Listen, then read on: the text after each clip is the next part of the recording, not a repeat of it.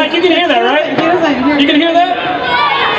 He couldn't hear you. He could not hear you. Keep coming, keep coming. Let's do it one more time. 3, 2, 1. Luke Cage, everybody! Mike Colter! Hello, hello, hello. Wow. Okay, from here? Sweet Christmas!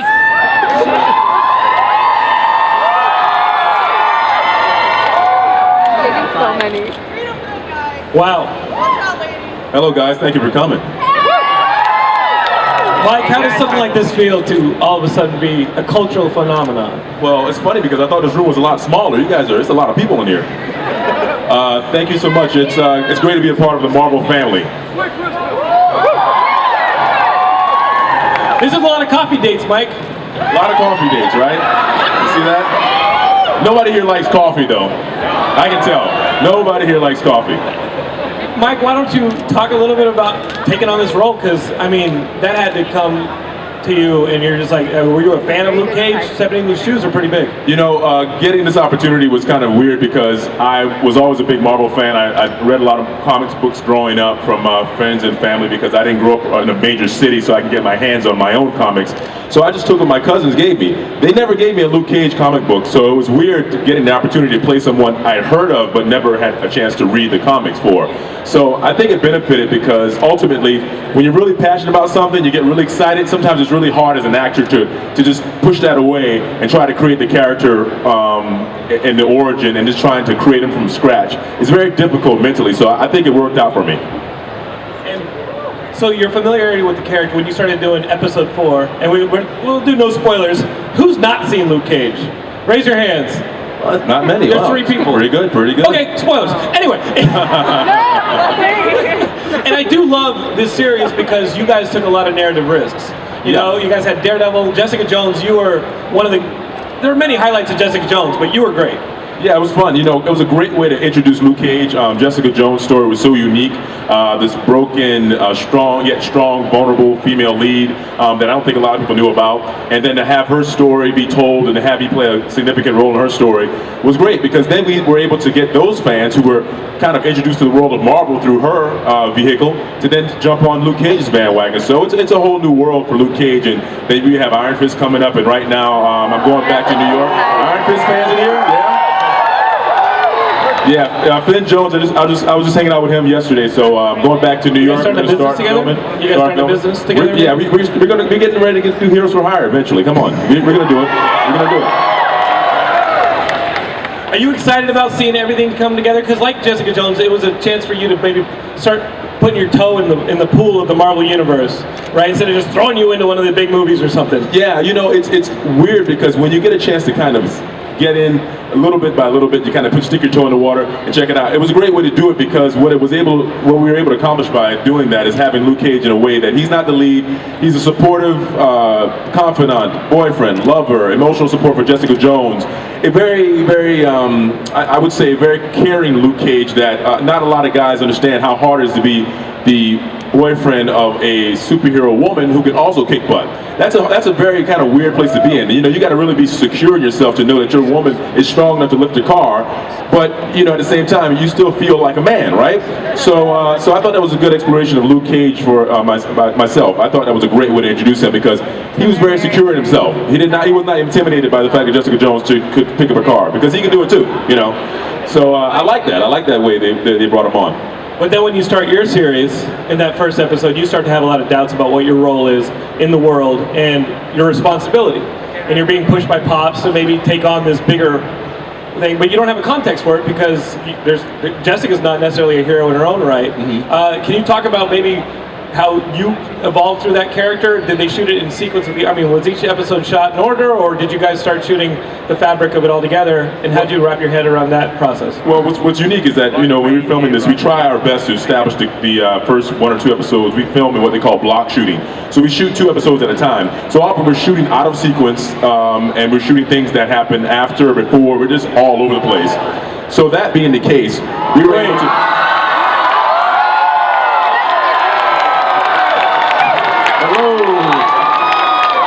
To interrupt. interrupt. No, that isn't true. I like to interrupt. Mike, I just want to congratulate you on Luke Cage. Thank you. You crashed the internet with it. Mission accomplished. We have one of the biggest hits you'll ever see on television. Luke Cage, Power Man. And who is Luke Cage? My pal Mike. I want to wish you all the best. And if anybody tampers with that show in any way, anything happens you don't like, you call me. Will do. Good luck. Thank you, Stan. Thanks for tolerating me.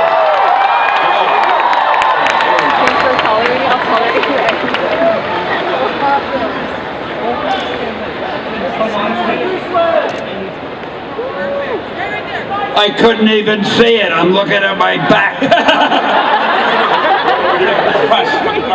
All right, here we go.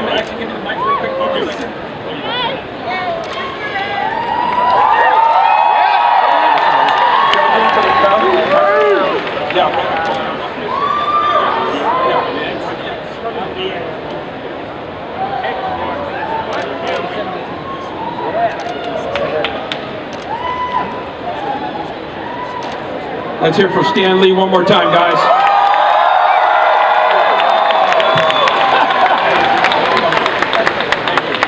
I hate posing with bigger, better-looking guys. Mike, you're a pretty imposing guy, but he's got to pull rank. It's his convention. Oh yeah, it's his convention. Listen, this is why I came. I came because of Stan. You know, I hadn't had a chance to meet Stan before, so I really came because of him, because he kind of started us all. I mean, he's been here from the beginning, and it's been an honor to be a part of this fabric that he's established as a comic book, you know, aficionado. He's a grand master, godfather of comic books. So I'm in awe of him. So I'm happy to be in his presence. It's a cultural institution. Yeah, You know, yeah. like, without him, like, well, what do we got? Not much. That other company? No, don't say it. Don't say it. Just kidding. Don't say it. No. Just kidding. We're not hating. We're not hating. Hey. We're not hating. We're not doing that. We're all one. Common goal of entertainment, right? And you know what? I'm reading almost all the Rebirth books, so there you go. And I'm also reading all the. Okay, I just read a lot of comics, Mike. So listen. So let me go back to what I was going to say Yes. before Stan came up. You know, thing about this project is what was so great is being able to basically explore a character, because Luke Cage found his powers later in life. He was already an adult. Jessica and those guys, you know, Daredevil, they found their powers early on through accidents. Cage was already a full-formed man, had a life, had his own thing going on. So when you get this kind of stuff that happens later, it changes you. It's almost like becoming famous really late in life, as opposed to becoming famous when you're like 10 years old. So what happens is you become more well-adjusted and you take things a little slower. You know, you're a little more mature. So I think that's what's the cool thing about Cage. He doesn't take it for granted. He knows with great power comes great responsibility, and so he's taken seriously and he's going slow. He's growing into his role, and I think it's going to be a big difference if we get a season 2. I'll tell you that. What I thought was interesting about the movie. She said there better be a season 2. There better be a season 2. Can we settle it with an arm wrestling match? I think what's interesting is that the series felt important. And just like Jessica Jones felt important for a lot of women, I think that this series felt important for a lot of minorities and a lot of African Americans. I mean, there seems to be a trend starting up, and it's a long time coming, and it's well overdue. How do you feel being at the forefront of that? Do you feel that responsibility? You know, I can't say that I feel the responsibility, because as an actor, you're trying to give people something, and then when you give it to them, it becomes a part of the fabric of society. So the character lives on before me, and when I'm not playing it, someone else. It doesn't matter.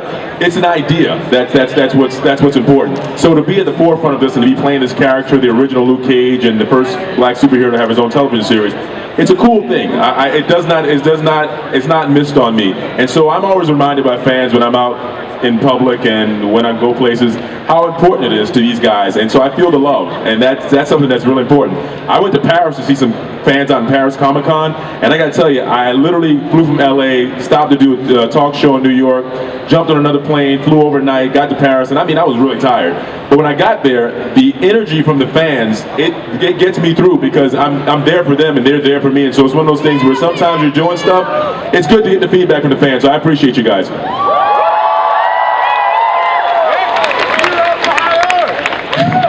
So episode 4, can we just talk about you getting into the original Luke Cage duds and what it felt like putting on that outfit? Because you saw it coming. They did it in steps. Yeah, it was really smart the way they did Yeah, that. yeah. You saw the the tiara. You saw the bracelets. You saw it was starting to. You go, wait a minute. Oh, this is looking like maybe we just need a shirt. We need some pants. I loved it because I knew the fans wanted to see it, and we just needed to find a clever way to do it. And Charles Murray wrote that episode, and Charles Murray did it in a very organic way. And I think the fans got what they wanted. I also think the fans will agree that we couldn't keep that costume on the entire series. I think you understand why. I mean, could you imagine running around town with that chain belt, clinking? And people could hear me coming from a mile away. Have you been to Hollywood? You've been to Hollywood? Well, yeah. Yeah, I mean, some people do that. Oh, yeah. Well, yeah. I forgot. Yeah. That's true. That's really fun. I mean, there's a ton of humor in the series. Yeah. But there's also some really emotional moments. I love that one-take master you guys do in the church, where it passes off to you, to younger Luke. Yeah. I mean, it's a whole dance. Yeah. And you guys had a chance to do a lot of really emotional stuff, both stylistically and internally. What was the process like shooting everything as fast as hard as you guys did, and having to vacillate as an actor between the comedic, the light, the romantic parts, and also the action and the kind of deeper stuff? Well, as an actor, you're trying to find things that will challenge you. I think we're kind of just scratching the surface for who Luke Cage is, because ultimately, and talking to the creator, Cheo Hodari Coker, his vision of Luke Cage is something that I think I agree on. I think what's great about Luke Cage is that he is a ladies' man, but not because he's trying to be. It's just because he is. And it's not like, thank you. He's one of those guys that secured himself. I mean, here's the thing. This series was born out of blaxploitation. And all that means is that the black guy is the lead. He gets the girl, he gets to kick butt, and he gets to look cool doing it. So when you see these great, stories back in the day, the Clint Eastwoods, the Steve McQueens, and all these, Lee Marvin, now you have James Bond. This is what this story's about. And so he takes front and center, and watching him go through these things with the humor of the situation, the romantic element, the fling with Misty, spoiler alert, which goes against the comic book. I know you guys know the comic book very well, so I don't think anybody anticipated there being something between him and Misty Knight, but I thought it was appropriate, apropos, that he and Misty have something. Then we have Claire Temple coming up, and it's, Jessica Jones, obviously we know what that means. They can't put you in the movies because you'll just take all the women. Well, I mean, there's that, right? I mean, I don't know. We're looking at you, Scarlett. I know. Yeah, Scarlett. Oh man, don't even start. But that term blaxploitation, because obviously from the music to the style, I mean, they didn't call the Clint Eastwood movies and the Steve McQueen movies whitesploitation movies. No. Is it a term we need to get away from? I mean, I think you a fan of that stuff? I watch blaxploitation because what happens is, I think I watch Uptown Saturday Night, Let's Do It Again, Black Caesar, obviously Shaft. There's so many cool movies that were established during blaxploitation, but I think the era is kind of it has its time, and I think we should honor that time. But moving forward, it's the new era, and the new era is just the new normal. And it doesn't mean that what we're trying to do is take over television and film. We're just trying to be representatives of what is actually out there. When I look at this crowd, this is a diverse crowd. And I look at the crowd and I think this is a diverse world we're in. And so we just want to see that. There's a green person. Oh, okay, there's a green person. Yeah, green and purple. I think I saw a purple person here too. So yeah. So honestly, we just want to be reflective of society. So I don't think it's anything unique about that. And people call the show a black, show. That goes without saying. There's some black actors in it. So I don't want to get held up on that. Luke Cage doesn't look at himself as a black superhero. He looks at himself as a superhero who happens to be black. So as long as that's okay with you guys, then That's spoken like a true superhero, right there. Yeah. You're making movies, shows about us. Yeah. Except we have superpowers. Yes, exactly. Listen, you guys are being so vocal. I think we should get a microphone out here for. I mean, is that safe? For questions, get you guys out here? Is there a way to get a microphone? Will you promise not to fight about it? Will you promise not to fight? Give you guys some questions for Mike. You'll be civil. Will you be civil and take the microphone and be kind? Yeah. There was a mic up here for the last panel, but I don't think. Well, there was. It's flying out right here. So guys, give this young lady right here. Let's be civil. She's been so vocal. She said we better have a season 2 right here. Right in the corner. I think right there. Let's start with her, and then we'll move around. Right. All right, ma'am. Hi, I was just wondering how authors such as Walter Mosley influenced the show and influenced the character. There was lots of references to black authors, black musicians, and I was just wondering how that helped you approach your own character. You know, that's a great question. We couldn't do all the things we wanted to do with the influences of some of the authors you talked about. But what is apparent in the show, and what I think is apparent to the character of Luke Cage, and what me and Cheo talked about, is the idea that as a black man who is growing up, who has read these sort of books, the literature from these authors, you're more reflective, you're more responsible, and you're a person that basically, you're a deep thinker because you know how the world sees you, and you know how you see the world. So what happens is, when you, I always refer to Luke Cage as sort of a Renaissance man. He's always under development, so he's kind of going through life trying to figure out where is he going and what can he become, not where he came from.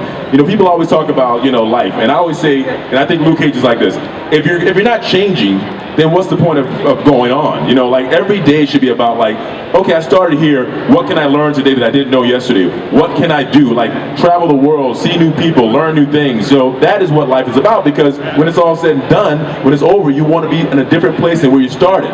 And I think sometimes people think where they are in life is just the best place. Like, this is cool, I don't want to go anywhere, this is the best place. Like, why change? Change because change brings about, you know, a new conversation, a new development. I think that's what's great about Luke Cage. He knows that he's kind of limited. You know, he's a felon. He's an ex-felon, wrongly convicted. He wants more out of life, and I think everybody here wants more out of life. And I think that's what those books are about: finding the inner you and becoming the best version of yourself. Thank you for the answer, and thank you for the show. It was a breath of fresh air to see all of these like political topics be shown in a way that made it easier for people who aren't influenced by those topics, like, to understand. So thank you. Awesome, thank you. Was that, I mean, when you guys were doing a lot of the, like episode 11, when you guys were touching on like the Black Lives Matter type of stuff, was that something that you felt passionate about, or? We did. I mean, we didn't want to overwhelm the audience, because what happens is, you know, this is a show that first and foremost is about entertainment. That's what Marvel's established on. We didn't want to, you know, isolate people and make them feel like what they were watching was a Black Lives Matter show. It just happened to be a relevant topic at the time. We didn't write this in 2016. This was written in 1972. So the fact that this bulletproof black man who's unbreakable skin, all this other stuff, this is already established. It's just that it's still relevant today, and we're seeing more visuals, more recordings on television that make us think about this. But at the same time, Luke Cage, Black Lives Matter, you know, the Trayvon Martin thing, it's underneath the surface of who he is. It's not something we can escape. So rather than run away from it, we kind of tried to embrace some of that. And there's more places to go with that. But ultimately, nothing ever happens in minority society without the help of the mainstream white Americans. Because honestly, we're not trying to say one thing that white America is different or white lives don't matter. We're never trying to say that, because it has always been through history. If you look out through history, it's been a concerted effort from both races to make the world a better place. So we can't do it alone. So we always appreciate people who are with us and who are supportive of our struggle. So believe it or not, Luke Cage is for every person, so we don't want to ever isolate anybody, but we definitely wanted to touch upon some of the topics that were relevant, especially in the media. So we hope you appreciated that and we didn't offend anybody. We saw that microphone out here for questions. Yeah, anybody else? There it is. The microphone's right here. If you guys want to couple guys, yeah. very nicely walk over to this microphone. Yeah, they come around to the microphone, Yeah. I think. Yeah, go ahead. Come to, yeah. It bit somebody an hour ago, but I think it's fine now. Yeah, go for it. Hello. Hey, how's it going? Good.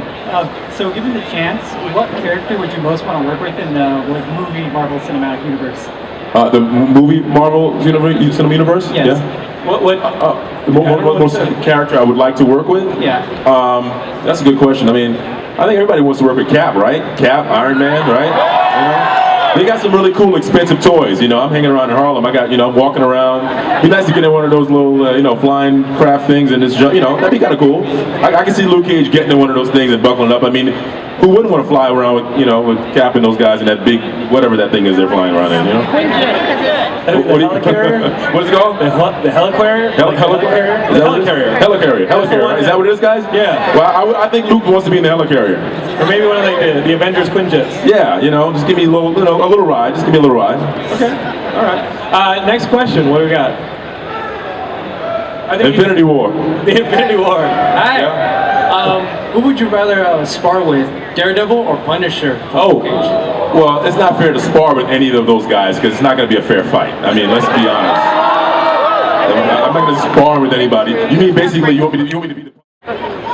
Can we get one of the kids over here? Oh, You yeah. guys want to come to the mic?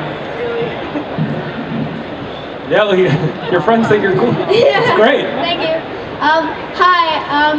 I was just wondering if, whenever you were filming the series, did you ever like have that superhero moment where you feel like when you first get on set, like I'm a superhero, like other people have been asked that, but, like, did you ever go like, wait, I'm a superhero, like? Yeah, and when that happens, I have to kind of like pinch myself and kind of like take a deep breath and then go to my trailer and just kind of like pretend I'm not actually playing a superhero. Because it's very, very distracting when you find, when it hits you in the middle of like, you know, you're filming and you look around and you see all these people, like 120 people who are standing there to make you look really cool, and you got all these cameras and you have all these, you know, background people and all these cool toys and stuff, and you're sitting there thinking about it, and then you go, wait a minute, okay, I got a job to do. Then I got to go back to work. But yeah, it is a very cool feeling, and it gives me a little goosebumps, but you know, because when I was your age, I wanted to be a superhero too, so it's kind of cool. I'm just working on that, so. You working on that? I think you got a young Cap over here. He's got a strong chin, I like that, yeah, there you go. He's got a camera, he's got a camera, he just needs to get bit by a red spider. Yeah, right, that's all I know, right? That's all he needs. Does your friend have a question as well? Princess? You good? You're good? Okay. Hi, first let me say that you look more handsome in person. Oh boy. You know, I don't know how to take that because most people see me on television and film, so if I look better in person, then what does that mean? I mean, what does that mean? You gotta get a new DP. I gotta get a new DP, yeah, right? We gotta get some new camera guys. I should look better on camera. When you see me go, oh wow, he doesn't look that great in person. So I did an essay on you, and that's how I got this kamikaze ticket. Wow. Yeah, and so I just wanted to ask, like, how does it feel to be having such an impact in us young people?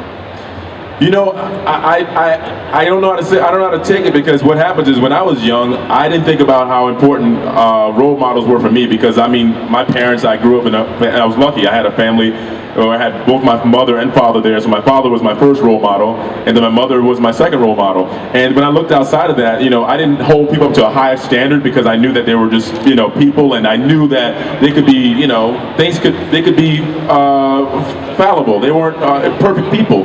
So when I look at where I am right now, I just hope that I inspire people to try to follow their dreams and to try to inspire them to go out and try to do anything they want to do. I mean, because obviously, look, Barack Obama's become president. I mean, he's done that. We got a black superhero on television series now. What else? I mean, what can't we do? I mean, come on. What can't we do? So, we're about to get a female president.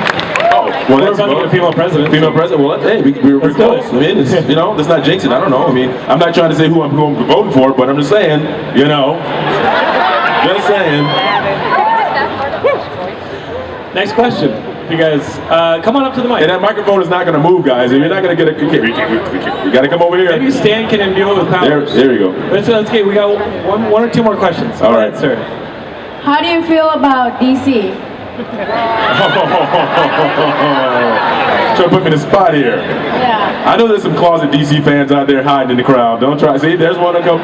So listen, like I said before, DC and Marvel are all about entertainment, right? Yeah. And what's great about DC and Marvel, it's like any other great rivalry.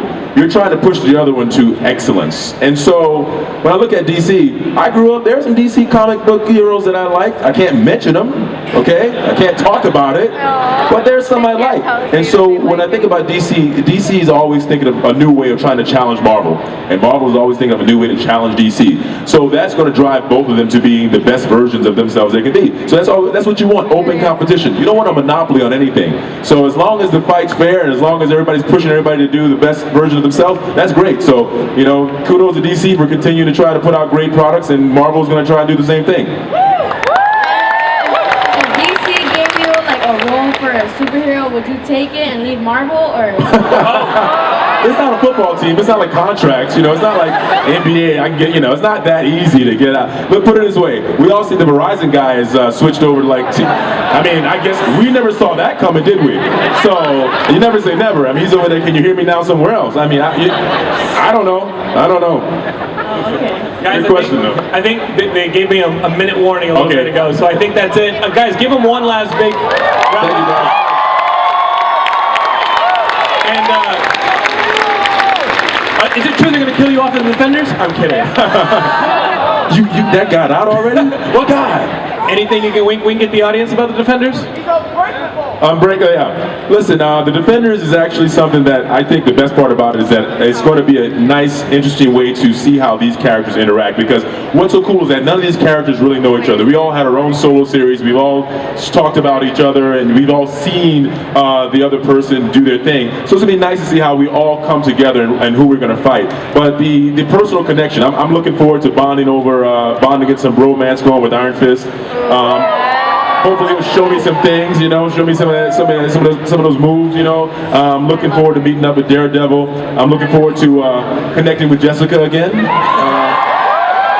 You know, we'll see what happens. And Mike, when you're not in a Marvel production, where can we see you elsewhere? Like, are you doing some films? Oh, Halo, yeah, Halo. It's a Halo guy over here.